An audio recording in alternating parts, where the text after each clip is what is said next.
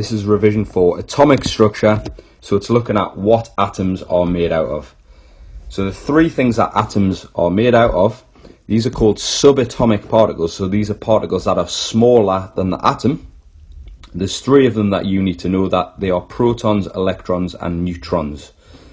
You need to know where they're found.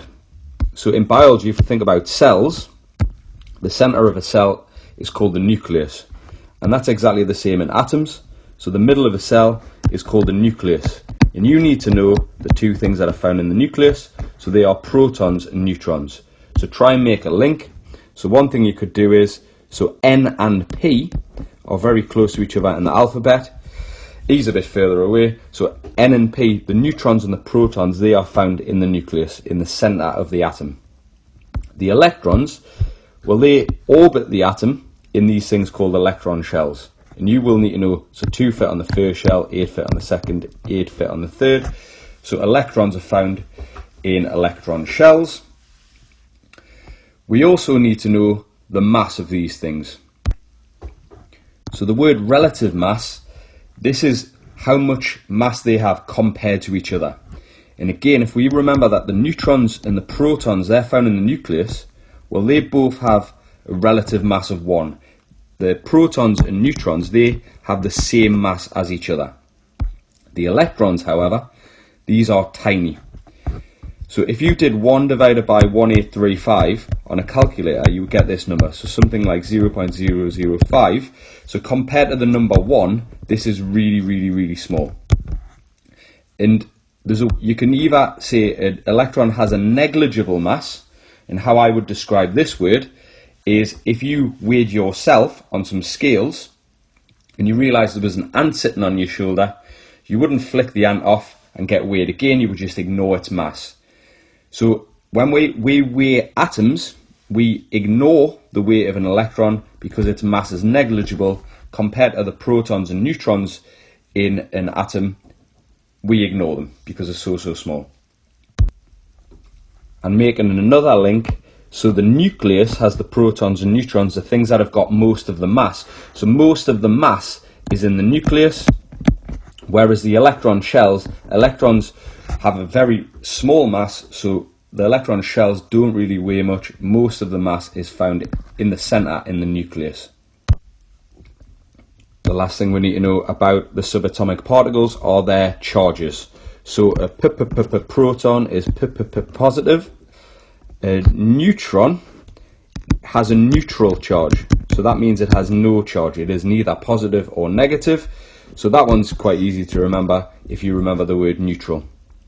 Electrons, well, they're the last one. So electrons must be negative, so the protons are positive, the neutrons are neutral, therefore the electrons are negative. So if we'll look at the atom again, so the nucleus is positive overall because it has things that are positive in it and things that have no charge, whereas the electron shells and the electrons, they are negative, so you have small negative charges circling a positive nucleus.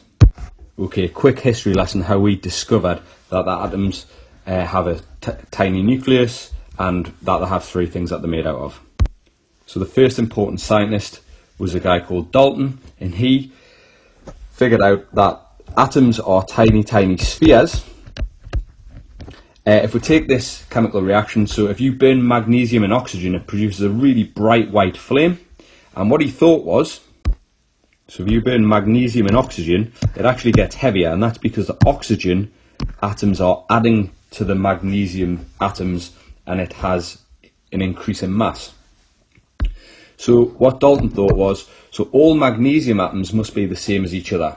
Oxygen atoms, well, they were smaller than magnesium atoms, but all oxygen atoms must be the same as other oxygen atoms, but different from magnesium ones.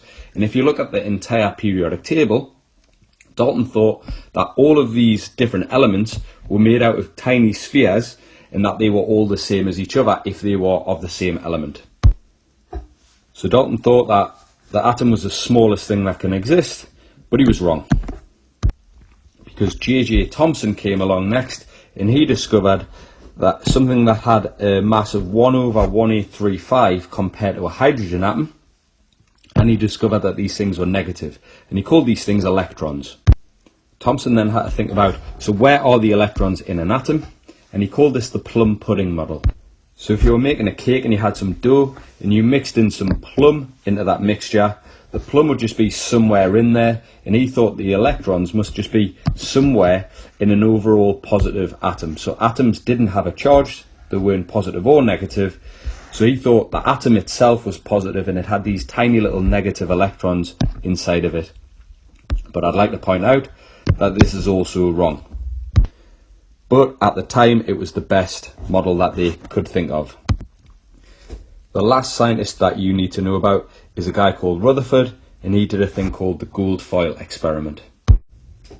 In Rutherford's gold foil experiment, he took some gold foil, which was 1 atom thick, so gold leaf really thin, and what he did was he fired these positive particles at it. If Dalton's model of the atom was right, all of these particles would have just bounced straight off. If J.J. Thomson's plum pudding model of the atom was right, all of these small positive particles would have went straight through. But neither of them things happened. What Rutherford found was, so 99% of the particles did go straight through. However, a small number of the particles were discovered somewhere else, so they must have deflected, and an even smaller number actually came straight back and could be detected on the same side as the particles that were being fired at the foil. So Rutherford made 2 very important discoveries here. He discovered that the nucleus of the atom must be tiny, and that was because 99% of these small positive particles were passing straight through. Another way of thinking about this is that the actual atom is mostly made out of nothing. It's mostly made out of empty space. And his second conclusion was that the nucleus is positive. And how he knew that was because some of these little positive particles were deflecting. Now this wouldn't happen if the nucleus was negative, and some of them were also deflecting off, so they must be repelling, and only a positive charge can do that to another positive charge. So to summarise, Rutherford discovered that the nucleus was tiny because most of the particles went straight through, and he also figured out that the nucleus was positive because a small number actually got deflected backwards. And very briefly, a guy called Chadwick then came along and discovered the neutron. And I'd like to point out that Dalton's model of the atom was still wrong. He thought the electrons actually orbited the nucleus like all the planets orbit the sun, so at different orbits. And that was wrong because a guy called Niels Bohr came along and figured out electrons must be on these things called electron shells, where 2 can fit on the first shell, 8 can fit on the second shell, and so on. And that is the final structure of the atom that we now think of today in GCSE science. So what I suggest you do now, as always, is try some questions. So there's a link below for some Maths Made Easy questions, and then you can also watch the other video which takes you through the rest of this topic about atomic numbers, isotopes and relative atomic mass. Thanks for watching. Please get in touch if you've got any questions or concerns about this topic.